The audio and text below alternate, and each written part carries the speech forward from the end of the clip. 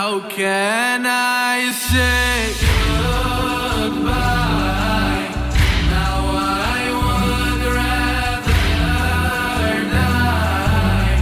How can I say goodbye?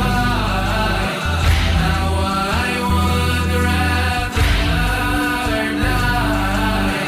How can I say goodbye? Now I would rather die. Tonight is the final night. Tonight is the final night. A story that cracks every rock happened to us, and only we were the victims. Salam, my name is Ali. I was born in the city of Isfahan, Iran. I currently live in Toronto, Canada, in the province of Ontario. I am 35 years old and I work as an art director in the field of advertising. I just got back from اربعین, Kerbala. It was the most amazing experience ever. You truly, if you've never been, you have to go. There's nothing like it. Really hard to describe the feeling. But one word that comes to mind is love. Love for Imam Hussein, عليه السلام. Especially when you're walking from Najaf to Kerbala and you see so many people walk on that highway for 3 days straight. You sleep, you get up, you get on the highway again. And that's when I realized, wow, this is love. It just, it moves you. There's no other experience in the world like it. You know, you sleep in a mokep, either a tent or a building by the side of the road, and then you wake up, and when you wake up, there's already people on the highway walking. And you reflect. You kind of take a moment and think, wow, this is love, you know. We haven't even seen this man, Imam Hussein alayhi salam. What is it? What is it about this man? Why is it that so many people walk from Najaf to Kerbala? I mean, but you have people from Basra, all these places, 1 week, 2 weeks, 3 weeks, they walk on foot to get to Kerbala to give their salams. We have not seen this man, but the love is there. It's such a miracle. And it's, as a Shia, we're so lucky to have that love for the Ahl Bayt, alayhi salam. So when I came back to Toronto, when I came back home, the first thing I told my mother was, I want to go back again. I want to go back again. That was the first thing. And I remember calling her because they always say, you know, if you need something, make dua, but then tell your parents to pray for you. So I called my mother. I said, you know, please pray for me. I want to go back. I know it's very stressful for you. You worry, all that stuff, but please, I want to go back one more time. That's all I wanted. I wanted to go back one more time. And inshallah, I've made the intention to go back this coming April. And I'm so looking forward to it. I can't wait to go back again. It's really hard to explain the meaning. The people watching, the people that have gone to Ziyara will know what I'm talking about. And you have to go and experience it for yourself. So we're on the subway right now. We're going westbound. We're going to this Iranian brunch place called We'll have kalapachia. I'm here with one of my friends. So it's Jan 2nd. The city's waking up early. And then this is usually my routine, Monday to Friday, when I'm going to work. I get on the subway and as a freelance art director, I work at various agencies in town. So I get off at different subway stations. So as a freelance art director, my schedule is very flexible. It's up to me. So when I went to Ziyara the first time, last اربعین, I took some time off from work right before Christmas. And that was great. I went for 3 weeks. And then the second time I went on Ziyara back to Kerbala, it was in April of 2016, of 2015. The first time I went in 2014 for اربعین. And again, alhamdulillah, because of my work, it's very flexible, so I can pretty much take the time off if I'm not busy and go to Ziyara and then come back. So I'm very fortunate like that. If I were full-time, it'd be a bit harder because the max you get is like 3-4 weeks. So I'm very fortunate like that. My name is Sam Arasawi. I'm 26 years old. I've lived and born and raised in Toronto, Canada. I work in an orthodontic office for braces. Alhamdulillah, we were brought up into the religion of Islam, and I don't feel like I have that strong spiritual connection with Ahlul Bayt. Praying, fasting, all the main things that Islam do. I feel more as if it's kind of rituals to me and not really something that I feel from within. I don't feel like all the actions that I'm doing, I feel with my heart, and I need that spiritual kick, that one little thing to give me a whole different perspective on life and Islam, especially living out here in the West. And I've always learned about them, heard about them in majalis that we have with our families, just read about them, seen pictures. I've always wanted to really just go there and experience it for myself, because you hear it from people that go and come back and you see the changes. And I mean, inshallah, I hope when I do go, inshallah, and I come back, I have that spiritual attachment that I feel that I need in this time of my life right now. It does look like it's becoming a lot healthier. Looks like you have been practicing what we went over. That's good. Looks nice. Well, what I've learned from اربعین itself is that to be more patient, to understand and appreciate everything that I have in my life. I mean, it's really hard to believe, even myself, that someone with all the sins that I have, I was granted to go to Kerbala, you know, the land of paradise on earth. I still can't believe that I've already gone once, because I know myself better than anybody else. It's moving. So I've learned to be, you know, have more patience with everything, and especially during اربعین, because there's so many people, especially in Kerbala, between Bain al-Haramain and the streets.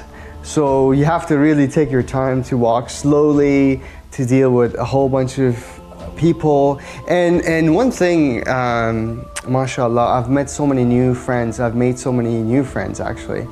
I went by myself, and I didn't know anyone there. And you know, traveling, it was my first time traveling so far on my own. You get nervous, you don't know what to do. Obviously you prepare for it, you talk to different people, you watch lectures. But so fortunate to meet new people, wonderful people. Some friends from Toronto, some friends from Australia, some friends from Dubai, France, all around the world. But I'm sure I will learn more once I go again, because the first time I went, it was so busy. It was so busy, and everything was so new to me. So I'm looking forward to going again and experience more, and really take my time and really use the time that I have to visit the shrine more, to reflect more. Why am I in Kerbala? So we're in Taftataus, downtown Toronto. It's at Dufferin and College. It's Iranian brunch, and this is the menu. And we're gonna order kella pacha. It's a classic Iranian dish, kella pacha. So we're gonna order it, and then order some tea, chai, and then we'll go from there, inshallah. So I like places like this because as an Iranian, I mean, I grew up in Iran since the age of like 11, 12. This is my culture. I feel very comfortable being at places like this. And it's really important to me to still have my roots. So I usually go hiking every Saturday morning into Hyde Park, and then on the way by I come here, grab kella pacha or DZ, and then go to my local cafe, get an Americano, and then just go home. So places like this are really important to me. I feel comfortable. When I was younger, it was more of a cultural thing, my faith, because you're born into the religion. So it was more of cultural, just following what my parents did. But as I grew older, I wanted to explore. Some events happened in my life, and it was like a spark in my mind. I reached out to my mother and my family, and I started reading books, and then that really changed my life. So when I was younger, I was less practicing, and some events happened in my life, and alhamdulillah, that really shifted my lifestyle and the path to my future. So I became more religious. I took some classes in Toronto, and I attended more events, more religious events, and I started reading more. And the classes really helped me to understand the faith, the religion much better. So I'm not just following my parents, I'm actually reading and understanding it. I think I could be completely wrong, but I think there's a hadith by Amir al-Mu'mineen where he says religion has to make sense to you, like mentally with your brain. So it's really important that we're not just followers because of our parents or culture or whatever, that we actually understand the religion, Islam, like all the aspects of it, you know, why we follow it, because it's a lifestyle. It's a complete lifestyle, you know, from the food we eat, kella pacha, to whatever. Everything has to be halal according to Islam.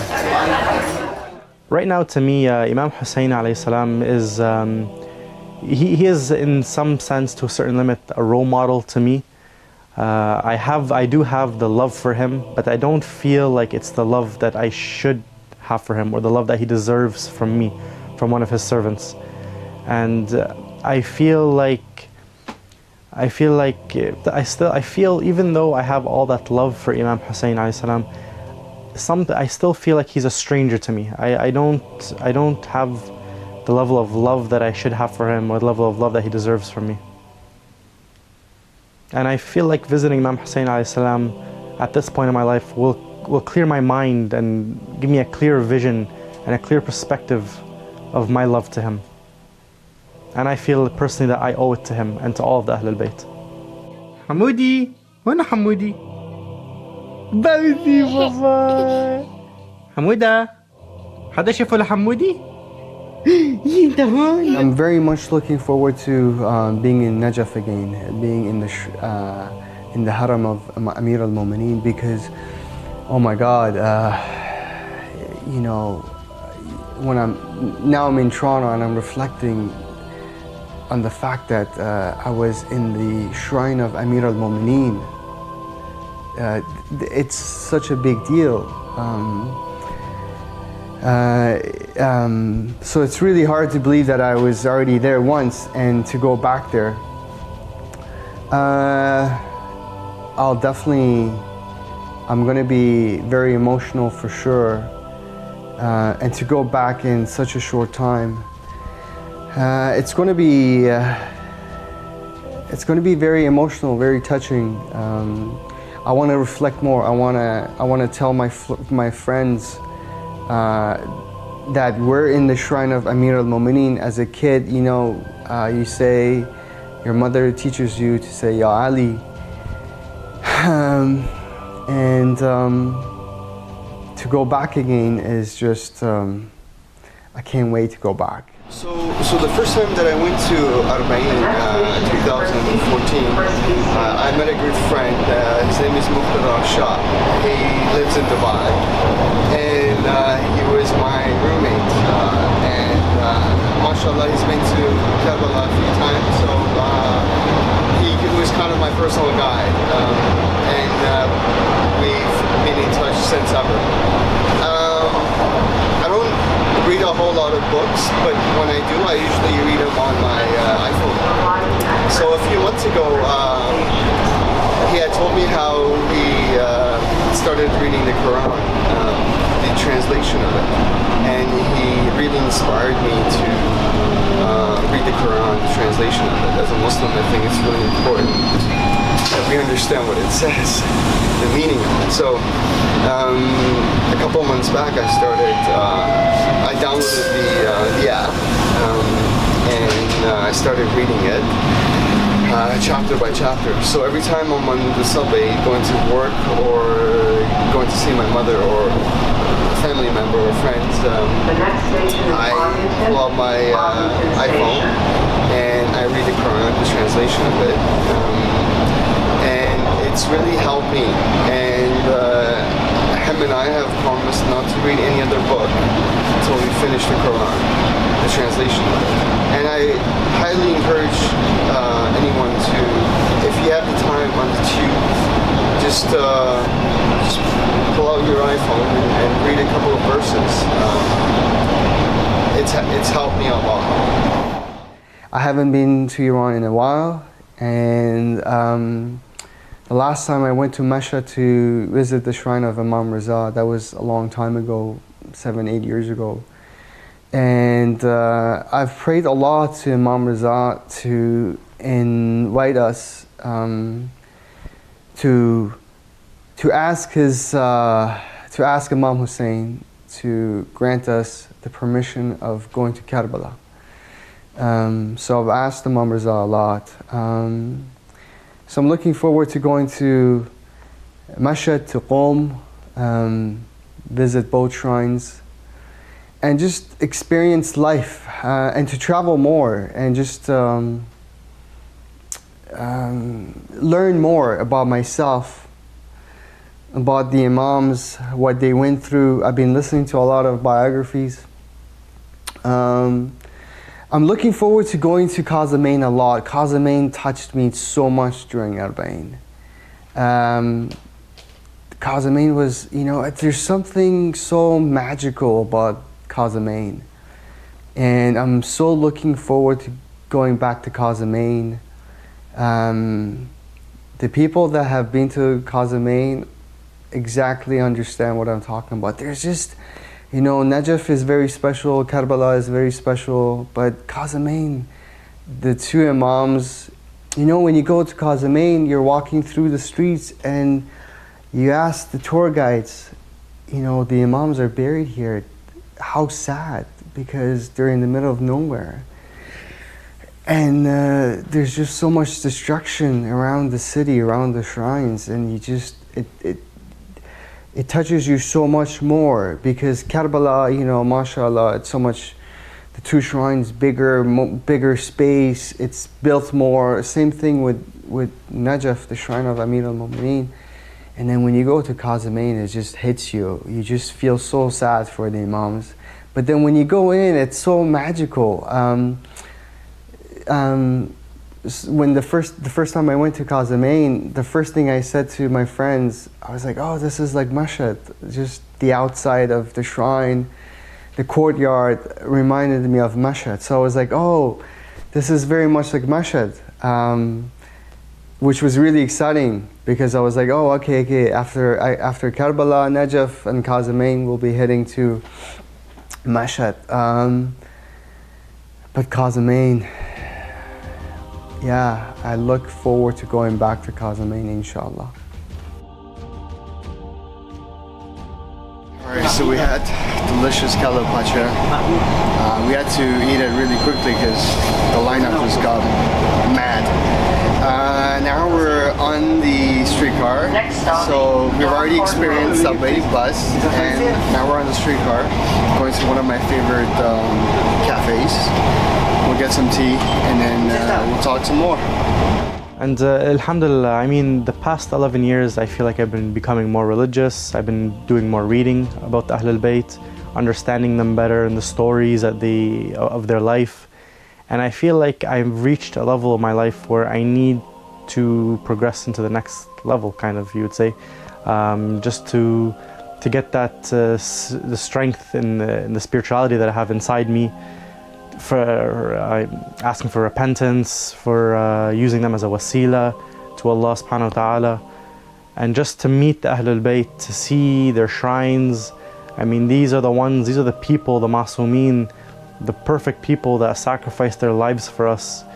They're one of the main reasons why we're still here today.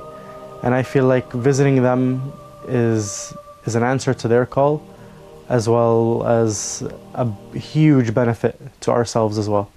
It's really hard to explain these things. It's the love that you have from when you're little, you know, when you beat your chest, when the name of Imam Hussein, when you hear it as a kid, it's you know,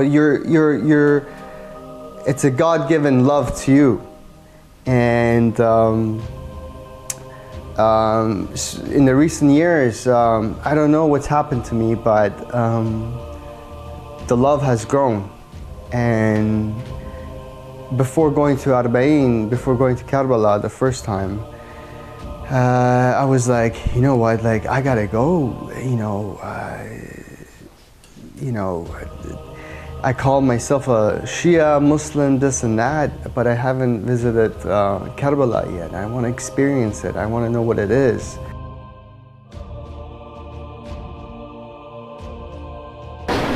We're at Region Meals, sponsored by Muslim Welfare, at 40 Oak Street, downtown Toronto. Region Meals is a program to feed the needy every Sunday, which sometimes I come in the morning and volunteer. They open up at 9 and till 1 in the afternoon, and they serve lunch twice, starting 11 o'clock. This is done by the Muslims, Muslim Welfare. They have many programs, mashallah, and this is one of the programs that they do. It's called Region Meals, and they feed the needy that live in this neighborhood of Regent Park.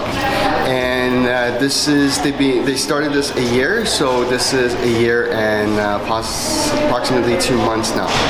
So volunteers coming in the morning, they go in the kitchen and they prepare the food, from cutting the food, from washing it, making salad, stuff like that. And then we have volunteers in the background that serve the food to the guests. So it's very much like a restaurant where there's a hall, guests come in, they sit down, we have servers. Servers go to the kitchen, grab the food, the plate, come down and then serve it to the needy. And then at the very end, they can also have takeouts, because some of them have bigger families. And what's great about this program is Muslims helping out everyone from every nationality, race, religion. And this is based, the building we're at is a Christian community center, and they've been wonderful to us because they're giving us the space every Sunday to do this for the community. And inshallah, Muslim Welfare will have its own community center in Regent Park, inshallah, in the coming year or two. it's a wonderful program. If anyone is interested, visit Muslim Welfare, and then there's a tab for region meals where you can find out more information. Multicultural. As a Canadian, as a Toronto is multicultural, but specifically this community, they are very different background, and Muslim, Christian, Jewish, Buddhist, everywhere, but they don't look how we look like or what we believe. We stand only what we want to do together, what we want to improve, what we can do together. Like whatever it is, we have to fight to be one. Obviously, I feel very excited to go back. Very nervous, very humbling, because what bothers me the most is from the time that I've come back. When you go to Kerbala, you promise yourself that you're gonna watch your actions, you're gonna watch your mouth. But it's sad that I've already committed some sins that I had promised to quit, but I want to go back again and try again, apologize and try again. I keep saying the word fortunate because and I won't believe it till I go back again. And this time around, I'm going with some friends from Toronto, so I won't be alone there. And it's really interesting. When I went to اربعین the first time, my friends here were so jealous. So when I came back, and the first thing they asked me, they're like, "Ali, are you going back? We know the tour is going in April. Are you going back?" And I was like, "Yeah." And they're like, "You better take us. We want to go. We want to sign up." So I have so many emotions. For some reason, I'm more nervous now than before, but mainly because of the promises that I gave to the Imam. But sadly, I've gone back to committing those sins. No one is perfect, so I'm trying. Inshallah, I'll have the permission, because you have to be invited. So no matter if you buy your ticket, this and that, you have to be given the invitation. So I'm just looking forward to it. Inshallah, I'll be invited. One of my fears of going, now that I'm going to ziyarah, inshallah, is that number one, I'm going alone. I mean, some of my families tell me, no, don't go alone, you don't know anybody there. What if something happens, God forbid? And then you hear all these stories that are going on in Kerbala and in Iraq. Everyone telling you, oh, it's not safe, don't go, don't go. But regardless of all that, I mean, I feel like whatever happens to me, whatever may happen, God forbid, I feel like this is something, especially in this time of my life, something that I need to do. And I feel like I actually need to do this alone. I need to go alone just to find myself, to find my real meaning of why I'm here, what am I doing here. I need to find what is my purpose in this world, just to understand the reason why we're here. It's not just a matter of, okay, come here, live your life day to day, go to work, come back. It's more to it than that. It's a lot more to it than that. And there's a reason why we're here. Family's good? Alhamdulillah. Yeah, nice to see you. Inshallah, you too. Allah yeah, you too. Inshallah. Alhamdulillah, we are so blessed living in the West here, where Allah subhanahu wa ta'ala has given so many bounties to us that we frankly can't enumerate those bounties, nor can we be thankful enough. So certainly one of the things that is incumbent upon us here in the West as Muslims and as people who have been giving wealth is to be able to give back. And of course this is from the traditions of the beloved Prophet sallallahu alaihi wasallam. So many ahadith about giving charity, about getting involved, about being a very positive part of the community. That's what we've been doing. We've been supporting the needs of those who are disenfranchised, those who are, for lack of a better term, not part of the mainstream society. And at the same time be able to demonstrate really the essence of our faith, which is about being able to do good unto others as we would have done unto us. So thank you so very much for your support. Assalamu alaikum. I don't know what's waiting for me when I get to Ziyara. I mean, I am going alone, but you know, I'm going with an open heart, an open mind, and whatever happens, it's Allah's will. And I know that even though I'm going alone, I'm not really alone. I know that Ahlul Bayt will be with me, and Allah subhanahu wa ta'ala is always watching over us. And I hope that I come back a better person, not just to myself, but to my family, and to my wife and my son, and to the Ahlul Bayt, alayhi salam. Before going to اربعین, I wrote my will, and I recommend it to everyone to write your will, because that was really moving for me to think about the fact that I may not come back with the whole situation and with Iraq and just traveling. So it took me a week to write my will, just to research, figure out, because I started from scratch. I got the form, and you don't necessarily need a lawyer if you want to save money. All you have to do is watch a couple of lectures, email your marja. You can do it on your own, especially if you don't have a lot of property kits, stuff like that. But it was really moving. I went to different cafes after work to just write down my thoughts.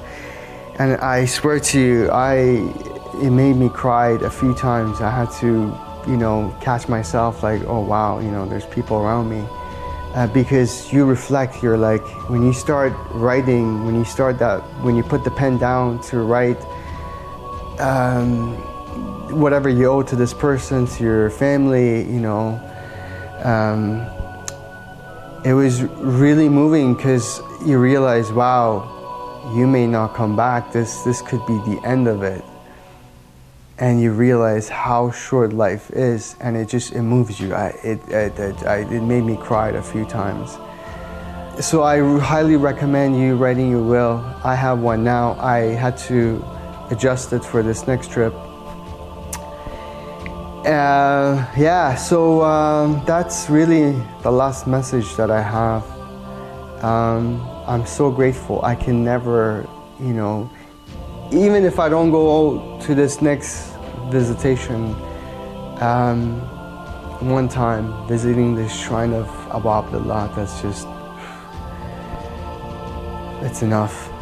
Wallah, it's enough. And so if you haven't gone yet, you have to go, no matter what age.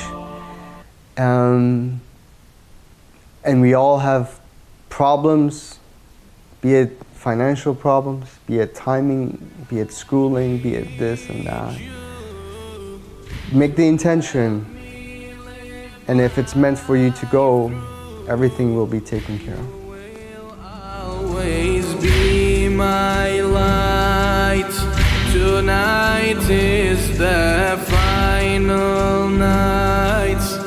Tonight is the final night. Tonight is the final night.